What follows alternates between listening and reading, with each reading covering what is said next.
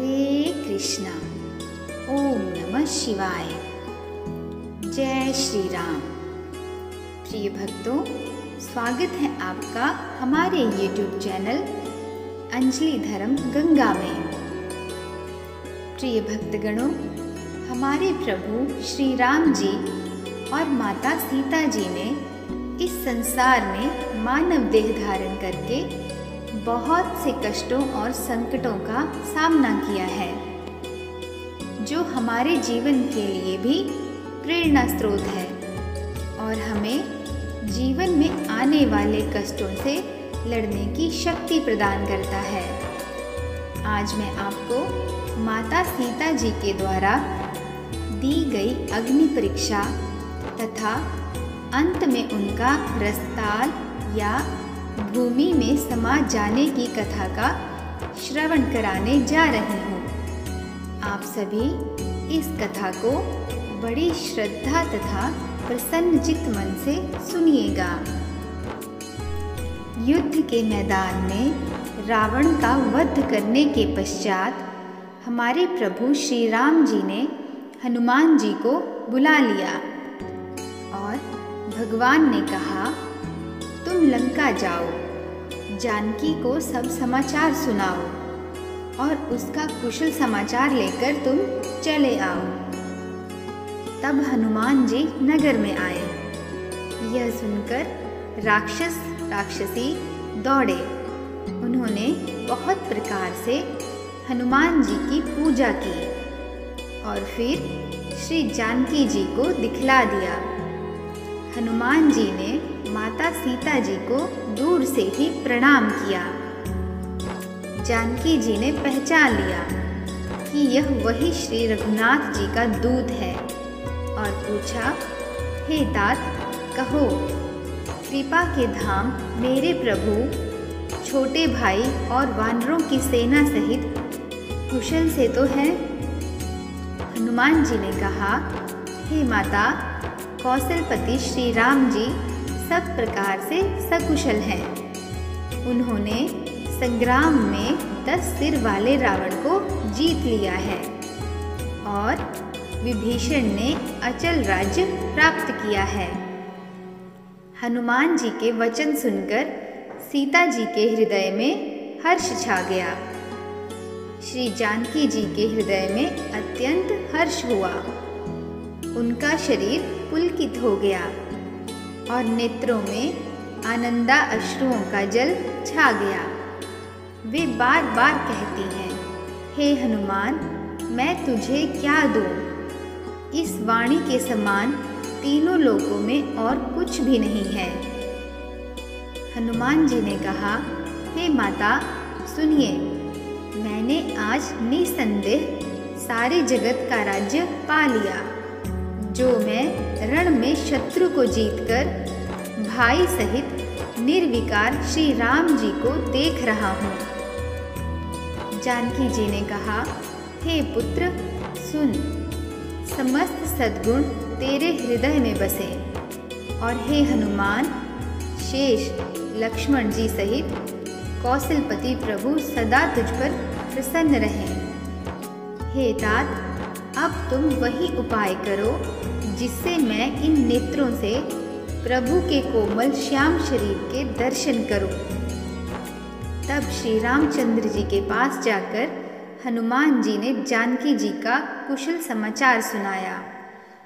सूर्यकुल भूषण श्री राम जी ने संदेश सुनकर युवराज अंगद और विभीषण को बुला लिया और कहा, पवन पुत्र हनुमान के साथ जाओ और जानकी जी को आदर के साथ ले आओ। वे सब तुरंत ही वहां गए जहां सीता जी थी। सबकी सब राक्षसियां नम्रतापूर्वक उनकी सेवा कर रही थी। विभीषण जी ने शीघ्र ही उन लोगों को समझा दिया। उन्होंने बहुत प्रकार से सीता जी को स्नान करवाया, बहुत प्रकार के गहने पहनाए और फिर वे एक सुंदर पालकी सजाकर ले आए। सीता जी प्रसन्न होकर सुख के धाम प्रियतम श्री राम जी का स्मरण करके उस पर हर्ष के साथ चढ़ी। चारों ओर हाथों में छड़ी लिए रक्षक चले। सबके मनों में परम उल्लास है। रीछ वानर सब दर्शन करने के लिए आए। तब रक्षक क्रोध करके उनको रोकने दौड़े। कह रघुबीर कहा मम मानहु, सीतहि सखा पयादहि आनहु। श्री रघुवीर ने कहा, हे मित्र, मेरा कहना मानो और सीता को पैदल ले आओ, जिससे वानर उसको माता की तरह देखें। प्रभु के वचन सुनकर रीछ वानर हर्षित हो गए। आकाश से देवताओं ने बहुत से फूल बरसाए। सीता जी के असली स्वरूप को पहले अग्नि में रखा था। अब भीतर के साक्षी भगवान उनको प्रकट करना चाहते हैं। इसी कारण करुणा के भंडार श्री राम जी ने लीला से कुछ कड़े वचन कहे, जिन्हें सुनकर सब राक्षसियां विषाद करने लगी। प्रभु के वचनों को सिर चढ़ाकर मन, वचन और कर्म से पवित्र श्री सीता जी बोली, हे लक्ष्मण, तुम मेरे धर्म के नेकी यानी धर्माचरण में सहायक बनो और तुरंत आग तैयार करो। श्री सीता जी की विरह, विवेक, धर्म और नीति से सनी हुई वाणी सुनकर लक्ष्मण जी के नेत्रों में विषाद के आंसुओं का जल भर आया। वे हाथ जोड़े खड़े रहे। वे भी प्रभु से कुछ नहीं कह सकते। फिर श्री राम जी का रुख देखकर लक्ष्मण जी दौड़े और आग तैयार करके बहुत सी लकड़ी ले आए।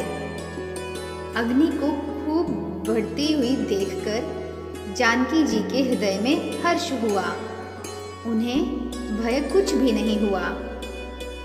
सीता जी ने लीला से कहा, यदि मन, वचन और कर्म से मेरे हृदय में श्री रघुवीर को छोड़कर दूसरी गति नहीं है, तो अग्निदेव जो सबके मन की गति जानते हैं, मेरे लिए चंदन के समान शीतल हो जाए। प्रभु श्री राम जी का स्मरण करके और जिनके चरण महादेव जी के द्वारा वंदित हैं तथा जिनमें सीता जी की अत्यंत विशुद्ध प्रीति है, उन कौशलपति की जय बोलकर जानकी जी ने चंदन के समान शीतल हुई अग्नि में प्रवेश किया। सीता जी की छाया मूर्ति और उनका लौकिक कलंक प्रचंड अग्नि में जल गए। प्रभु के इन चरित्रों को किसी ने नहीं जाना। देवता, सिद्ध और मुनि सब आकाश में खड़े देखते हैं। तब अग्नि ने शरीर धारण करके वेदों में और जगत में प्रसिद्ध वास्तविक श्री सीता जी का हाथ पकड़ उन्हें श्री राम जी को वैसे ही समर्पित किया जैसे क्षीर सागर ने विष्णु भगवान को लक्ष्मी समर्पित की थी। वे सीता जी श्री रामचंद्र जी के वाम भाग में विराजित हुई। उनकी उत्तम शोभा अत्यंत ही सुंदर है, मानो नए खिले हुए नीले कमल के पास सोने के कमल की कली सुशोभित हो। इसके पश्चात भगवान श्री राम ने माता सीता जी सहित लंका से प्रस्थान करके अयोध्या के लिए प्रस्थान किया। जब भगवान श्री राम अयोध्या नगरी पहुँचे, तब वहाँ उनका अयोध्या वासियों द्वारा भव्य स्वागत किया गया और प्रभु श्री राम को अयोध्या का शासन सौंपा गया। जब अयोध्या में शासन करते हुए बहुत समय बीत गया था, तब एक दिन रामचंद्र जी सीता के गर्भवती होने का समाचार पाकर अत्यंत प्रसन्न हुए। वे सीता से बोले, अब तुम शीघ्र इक्ष्वाकु वंश को पुत्र रत्न प्रदान करोगी। इस समय तुम्हारी क्या इच्छा है, मैं तुम्हारा मनोरथ अवश्य पूरा करूँगा। तुम निसंकोच होकर अपने मन की बात कहो। पति के मृदु वचन सुनकर सीता जी मुस्कुराकर बोली, स्वामी, मेरी इच्छा एक बार उन पवित्र तपोवनों को देखने की हो रही है। मैं कुछ समय उन महर्षि तपस्वियों के पास रहना चाहती हूँ जो कंदमूल फल खाकर गंगा के तट पर तपस्या करते हैं। कम से कम एक रात्रि वहाँ निवास करके मैं उन्हें उग्र तपस्या करते देखना चाहती हूँ।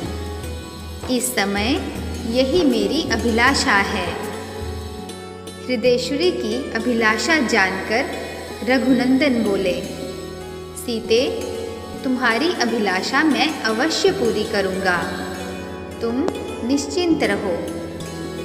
कल प्रातःकाल ही मैं तुम्हें गंगा तटवासी ऋषियों के आश्रम की ओर भेजने की व्यवस्था कर दूंगा।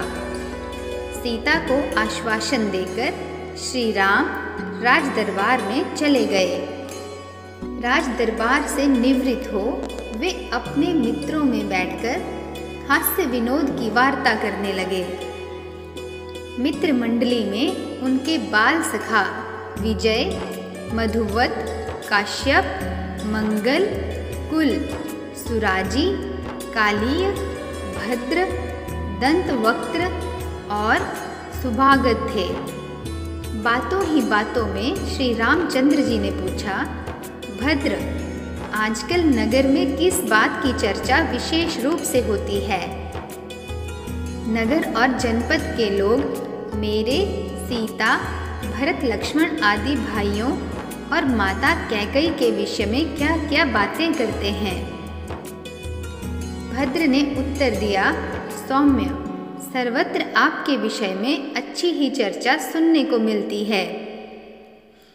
दशग्रीव पर जो आपने विजय प्राप्त की है, उसको लेकर सब लोग आपकी खूब प्रशंसा करते हैं और आपकी वीरता की कहानी अपने बच्चों को बड़े उत्साह से सुनाते हैं।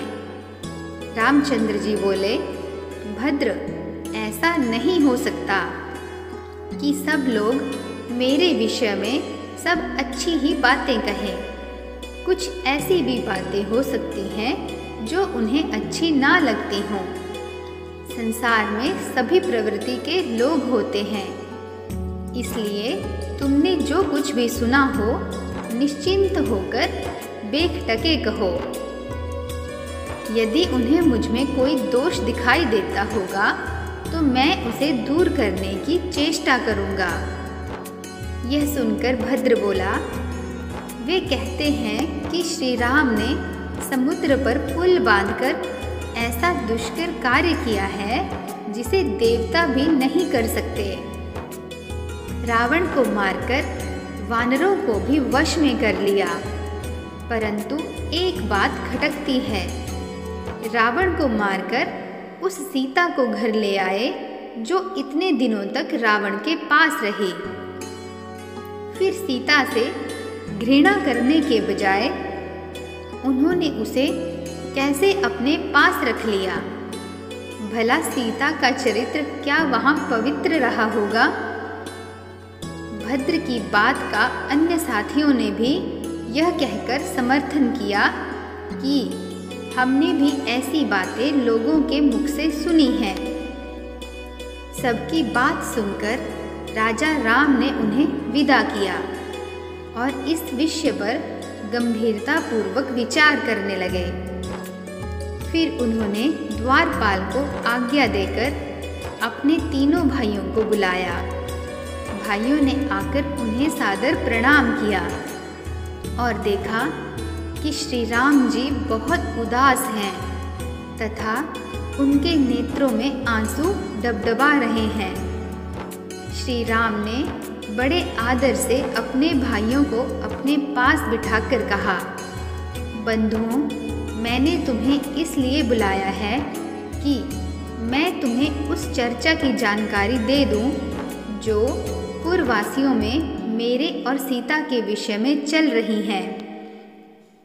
उनमें सीता के चरित्र के विषय में घोर अपवाद फैला हुआ है और मेरे विषय में भी उनके मन में घृणा के भाव हैं। लक्ष्मण, यह तो तुम जानते ही हो कि सीता ने अपने चरित्र की पवित्रता सिद्ध करने के लिए सबके सामने अग्नि में प्रवेश किया था और उस समय स्वयं अग्निदेव ने उन्हें निर्दोष बताया था।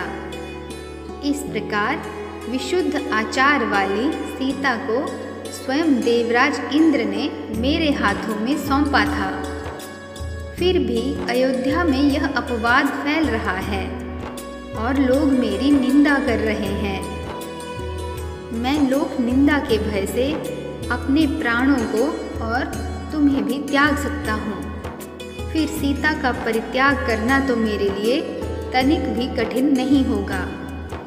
इसलिए लक्ष्मण, कल प्रातः तुम सारथी सुमंत के साथ सीता को ले जाकर राज्य की सीमा से बाहर छोड़ आओ। गंगा के उस पार तमसा के तट पर महर्षि वाल्मीकि का आश्रम है। उसके निकट उन्हें छोड़कर लौट आना। मैं तुम लोगों को अपने चरणों और जीवन की शपथ देता हूँ। मेरे निर्णय के विरुद्ध कोई कुछ मत कहना। सीता ने गंगा तट पर ऋषियों के आश्रम देखने की इच्छा प्रकट की थी, वह भी पूरी हो जाएगी। फिर गहरी सांस भरकर नेत्रों में आए आंसू पोंछकर वे मौन हो गए। प्रातःकाल बड़े उदास मन से लक्ष्मण ने सुमंत से सुंदर घोड़ों से युक्त रथ लाने के लिए कहा। उसमें सीता जी के लिए एक सुरम्य आसन लगाने का भी आदेश दिया। सुमंत के पूछने पर बताया कि उन्हें जानकी के साथ महर्षियों के आश्रम पे जाना है। रथ आ जाने पर लक्ष्मण सीता जी के पास जाकर बोले, देवी, आपने महाराज से मुनियों के आश्रमों में जाने की अभिलाषा प्रकट की थी, अतएव मैं महाराज की आज्ञा से तैयार होकर आ गया हूँ ताकि आपको गंगा तट पर ऋषियों के पवित्र आश्रमों तक पहुँचा सकूँ। लक्ष्मण के वचन सुनकर सीता जी प्रसन्नतापूर्वक उनके साथ चलने को तैयार हो गई। मुनि पत्नियों को देने के लिए उन्होंने अपने साथ बहुत से बहुमूल्य वस्त्र, आभूषण और नाना प्रकार के रत्न रख लिए। उन दोनों को रथ पर सवार कराकर सुमंत द्रुत गति से रथ को वन की ओर ले चला। मार्ग में सीता लक्ष्मण से कहने लगी, वीरवर, मुझे बहुत से अपशकुन दिखाई दे रहे हैं। मेरी दाईं आंख फड़क रही है, शरीर कांप रहा है, हृदय अस्वस्थ सा प्रतीत हो रहा है। तुम्हारे भाई कुशल से तो हैं, मेरी सब सासुएं सानंद तो हैं। सीता की अधीर वाणी सुनकर लक्ष्मण ने अपने मन की उदासी दबाकर उन्हें धैर्य बंधाया। गोमती के तट पर पहुंचकर एक आश्रम में उन्होंने रात व्यतीत की। दूसरे दिन प्रातःकाल वे आगे चले और दोपहर तक गंगा के तट पर जा पहुँचे। गंगा की जलधारा को देखते ही लक्ष्मण के नेत्रों से जलधारा बह चली और वे फूट फूट कर रोने लगे। सीता ने चिंतित होकर उनसे रोने का कारण पूछा। लक्ष्मण ने उनके प्रश्न का कोई उत्तर नहीं दिया और रथ से उतर नौका पर सवार हो सीता सहित गंगा के दूसरे तट पर जा पहुँचे। गंगा के उस तट पर नौका से उतर लक्ष्मण जी सीता जी से हाथ जोड़कर बोले, देवी, आज मुझे बड़े भैया ने वह कार्य सौंपा है जिससे सारे लोक में मेरी भारी निंदा होगी। मुझे यह बताते हुए भारी पीड़ा हो रही है कि अयोध्या में आपके लंका प्रवास की बात को लेकर भारी अपवाद फैल गया है। इससे अत्यंत दुखी होकर महाराज श्री राम ने आपका परित्याग कर दिया है और मुझे आपको यहाँ गंगा तट पर छोड़ जाने का आदेश दिया है। वैसे यह स्थान सर्वथा निरापद है, क्योंकि यहाँ महायशस्वी ब्रह्म ऋषि वाल्मीकि जी का आश्रम है। आप यहाँ उपवास परायण आदि करती हुई धार्मिक जीवन व्यतीत करें। लक्ष्मण के ये कठोर वचन सुनकर जनक नंदिनी को ऐसा आघात लगा कि वे मूर्छित होकर पृथ्वी पर गिर पड़ी। फिर चेतना आने पर बोली, लक्ष्मण, क्या विधाता ने मुझे जीवन पर्यंत दुख भोगने के लिए ही उत्पन्न किया है? पहले मुझे राघव से अलग होकर लंका में रहना पड़ा और अब उन्होंने मुझे सदा के लिए त्याग दिया।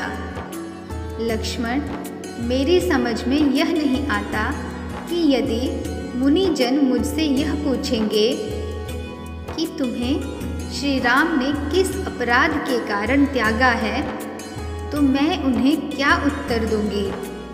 मेरी सबसे बड़ी विडंबना यह है कि मैं गंगा जी में डूबकर अपने प्राण भी विसर्जन नहीं कर सकती, क्योंकि ऐसा करने से मेरे पति का राजवंश नष्ट हो जाएगा। तुम दुखी क्यों होते हो? तुम तो महाराज की आज्ञा का ही पालन कर रहे हो, जो तुम्हारा कर्तव्य है। जाओ, तुम लौट जाओ और सबसे मेरा सादर प्रणाम कहना। सीता से आज्ञा लेकर अत्यंत दुखी मन से लक्ष्मण मृत प्राय शरीर को ढोते हुए रथ पर बैठ गए और बैठते ही मूर्छित हो गए। मूर्छा दूर होने पर वे फिर आंसू बहाने लगे। उधर सीता विलाप करती हुई चित्कार करने लगी। दो मुनि कुमारों ने सीता को इस प्रकार विलाप करते देखा तो उन्होंने ब्रह्म ऋषि वाल्मीकि के पास जाकर इसका वर्णन किया। यह समाचार सुनकर वाल्मीकि जी सीता जी के पास पहुँचे और बोले, पतिव्रते, मैंने अपने योग बल से जान लिया है कि तुम राजा दशरथ की पुत्रवधू और मिथिलेश की पुत्री हो। मुझे तुम्हारे परित्याग की बात भी मालूम हो चुकी है, इसलिए तुम मेरे आश्रम में चलकर अन्य तपस्विनी नारियों के साथ निश्चिंत होकर निवास करो। वे तुम्हारी यथोचित देखभाल करेंगे। मुनि के वचन सुनकर सीता ने उन्हें श्रद्धापूर्वक प्रणाम किया और महर्षि के आश्रम में आकर रहने लगी। कुछ समय पश्चात माता सीता जी ने एक साथ 2 पुत्रों को जन्म दिया। तपस्विनी बालाओं से उनके जन्म का समाचार सुनकर महर्षि ने एक कुशाओं का मुट्ठा और उनके लव लेकर मंत्रोच्चार द्वारा उनकी भावी बाधाओं से रक्षा करने की व्यवस्था की। फिर एक का कुश और दूसरे का लव से मार्जन कराया। इस प्रकार बड़े बालक का नाम कुश और दूसरे का लव रखा गया।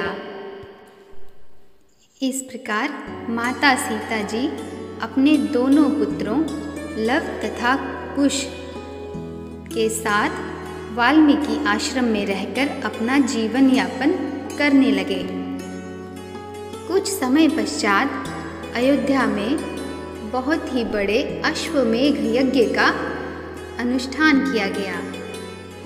सब भाइयों के आग्रह को मानकर रामचंद्र जी ने वशिष्ठ, वामदेव, जाबाली, कश्यप आदि ऋषियों को बुलाकर परामर्श किया।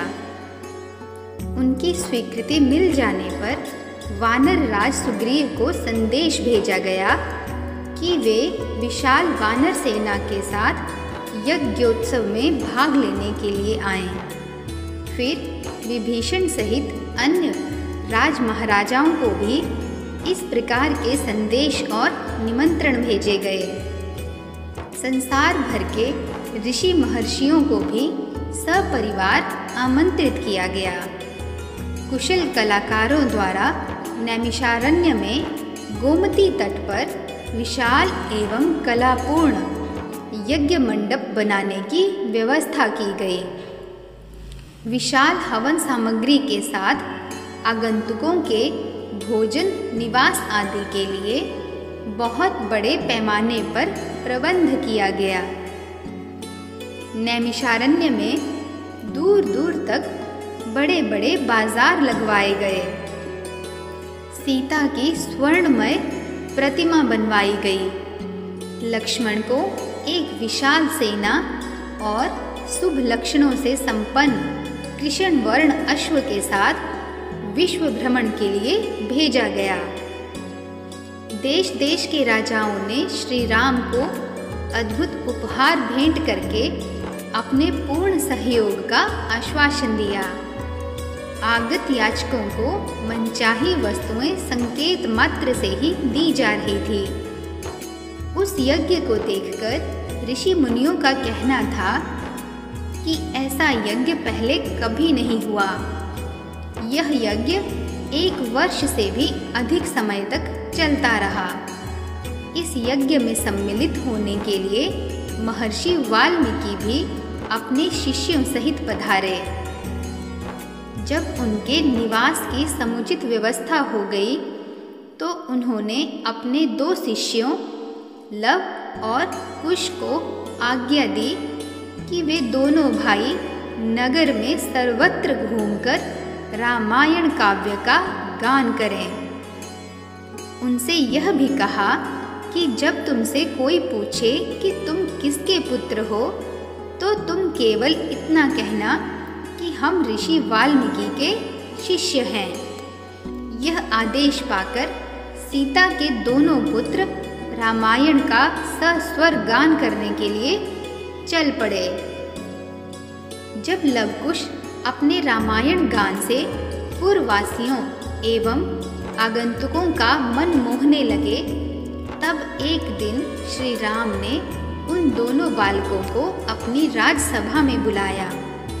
उस समय राजसभा में श्रेष्ठ न्यायिक, दर्शन एवं कल्पसूत्र के विद्वान, संगीत तथा छंद कला मर्मज्ञ, विभिन्न शास्त्रों के ज्ञाता, ब्रह्मवेता आदि मनीषी विद्यमान थे। लवकुश को देखकर सबको ऐसा प्रतीत होता था मानो दोनों श्री राम के ही प्रतिरूप हैं। यदि इनके सिर पर जटाजूट और शरीर पर वल्कल ना होते तो इनमें और श्री राम में कोई अंतर दिखाई ना देता। दोनों भाइयों ने अपराह्न तक प्रारंभिक 20 सर्गों का गान किया और उस दिन का कार्यक्रम समाप्त किया। पाठ समाप्त होने पर श्री राम ने भरत को आदेश दिया कि दोनों भाइयों को 18,000 स्वर्ण मुद्राएं दी जाएं। किंतु लवकुश ने उसे लेने से इनकार कर दिया और कहा कि हम वनवासी हैं, हमें धन की क्या आवश्यकता है। इससे श्री राम सहित सब श्रोताओं को भारी आश्चर्य हुआ। उन्होंने पूछा, यह काव्य किसने लिखा है और इसमें कितने श्लोक हैं? यह सुनकर उन मुनि कुमारों ने बताया, महर्षि वाल्मीकि ने इस महाकाव्य की रचना की है। इसमें 24,000 श्लोक और 100 उपाख्यान हैं। इसमें कुल 5 सर्ग और 6 कांड हैं। इसके अतिरिक्त उत्तरकांड इसका 7वां कांड है। आपका चरित्र ही इस महाकाव्य का विषय है। यह सुनकर रघुनाथ जी ने यज्ञ समाप्त होने के पश्चात संपूर्ण महाकाव्य सुनने की इच्छा प्रकट की।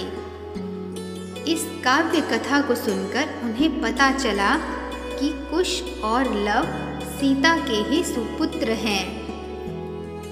सीता के त्याग और तपस्या का वृतांत सुनकर रामचंद्र जी ने अपने विशिष्ट दूत के द्वारा महर्षि वाल्मीकि के पास संदेश भिजवाया। यदि सीता का चरित्र शुद्ध है और वे आपकी अनुमति ले यहाँ आकर जन समुदाय में अपनी शुद्धता प्रमाणित करें और मेरा कलंक दूर करने के लिए शपथ करें तो मैं उनका स्वागत करूँगा। यह संदेश सुनकर वाल्मीकि ने कहलवाया, ऐसा ही होगा। सीता वही करेंगी जो श्री राम चाहेंगे, क्योंकि पति स्त्री के लिए परमात्मा होता है। यह उत्तर पाकर सीता शपथ के अवसर पर राजा राम ने सब ऋषि मुनियों, नगरवासियों आदि को उस समय सभागार में उपस्थित रहने के लिए निमंत्रित किया। दूसरे दिन सीता जी का शपथ ग्रहण देखने के लिए नाना देशों से पधारे ऋषि मुनि, विद्वान नागरिक सहस्त्रों की संख्या में उस सभा भवन में आकर उपस्थित हो गए। निश्चित समय पर वाल्मीकि सीता को लेकर आए। आगे आगे महर्षि वाल्मीकि थे और उनके पीछे दोनों हाथ जोड़े नेत्रों में आंसू बहाती सीता आ रही थी। वे मन ही मन श्री राम का चिंतन कर रही थी। उस समय महर्षि के पीछे आती हुई सीता इस प्रकार जान पड़ती थी मानो सृष्टिकर्ता ब्रह्मा जी के पीछे श्रुति चली आ रही हो। काषाय वस्त्र धारिणी सीता की दीनहीन दशा देखकर वहां उपस्थित सभी लोगों का हृदय दुख से भर आया और वे शोक से विकल हो आंसू बहाने लगे। वाल्मीकि बोले, श्री राम, मैं तुम्हें विश्वास दिलाता हूँ कि सीता पवित्र और सती है। कुश और लव आपके ही पुत्र हैं। मैं कभी मिथ्या भाषण नहीं करता। यदि मेरा कथन मिथ्या हो तो मेरी संपूर्ण तपस्या निष्फल हो जाए। मेरी इस साक्षी के बाद सीता स्वयं शपथ पूर्वक आपको अपनी निर्दोषिता का आश्वासन देंगी। महर्षि के इन उत्तम वचनों को सुनकर और सभा के मध्य में जानकी को प्रांजलिभूत खड़ी देखकर रघुनंदन बोले, हे ऋषि श्रेष्ठ, आपका कथन सत्य है और आपके निर्दोष वचनों पर मुझे पूर्ण विश्वास है। वास्तव में वैदेही ने अपनी सच्चरित्रता का विश्वास मुझे अग्नि के समक्ष दिला दिया था, परंतु लोकापवाद के कारण ही मुझे इन्हें त्यागना पड़ा। आप मुझे इस अपराध के लिए क्षमा करें। तत्पश्चात श्री राम सभी ऋषि मुनियों, देवताओं और उपस्थित जन समूह को लक्ष्य करके बोले, हे मुनि एवं विज्ञजनों, मुझे महर्षि वाल्मीकि जी के कथन पर पूर्ण विश्वास है, परंतु यदि सीता स्वयं सबके समक्ष अपनी शुद्धता का पूर्ण विश्वास दें तो मुझे प्रसन्नता होगी। श्री राम का कथन समाप्त होते ही सीता हाथ जोड़कर नेत्र झुकाए बोली, मैंने अपने जीवन में यदि श्री रघुनाथ जी के अतिरिक्त कभी किसी दूसरे पुरुष का चिंतन ना किया हो तो मेरी पवित्रता के प्रणाम स्वरूप भगवती पृथ्वी देवी अपनी गोद में मुझे स्थान दे। सीता के इस प्रकार शपथ लेते ही पृथ्वी फट गई। उसमें से एक सिंहासन निकला। उसी के साथ पृथ्वी की अधिष्ठात्री देवी भी दिव्य रूप में प्रकट हुई। उन्होंने दोनों भुजाएं बढ़ाकर स्वागत पूर्वक सीता को उठाया और प्रेम से सिंहासन पर बिठा लिया। देखते ही देखते सीता सहित सिंहासन पृथ्वी में लुप्त हो गया। सारे दर्शक स्तब्ध से यह अभूतपूर्व दृश्य देखते रह गए। संपूर्ण वातावरण मोहाच्छन्न सा हो गया। तो प्रिय भक्तों, आप सब भी प्रेम से बोलिए जय श्री राम, ओम नमः शिवाय। प्रिय भक्तगणों, आशा करती हूँ कि मेरे द्वारा सुनाया गया यह प्रसंग आपको अत्यंत पसंद आया होगा। यदि इस कथा को सुनाने में हमसे कोई त्रुटि हुई हो तो हमें क्षमा कीजिएगा। और यदि आपको यह कथा पसंद आई हो तो चैनल को लाइक, शेयर तथा सब्सक्राइब अवश्य कीजिएगा। मिलते हैं नेक्स्ट वीडियो में। तब तक के लिए जय श्री राम, नमस्कार।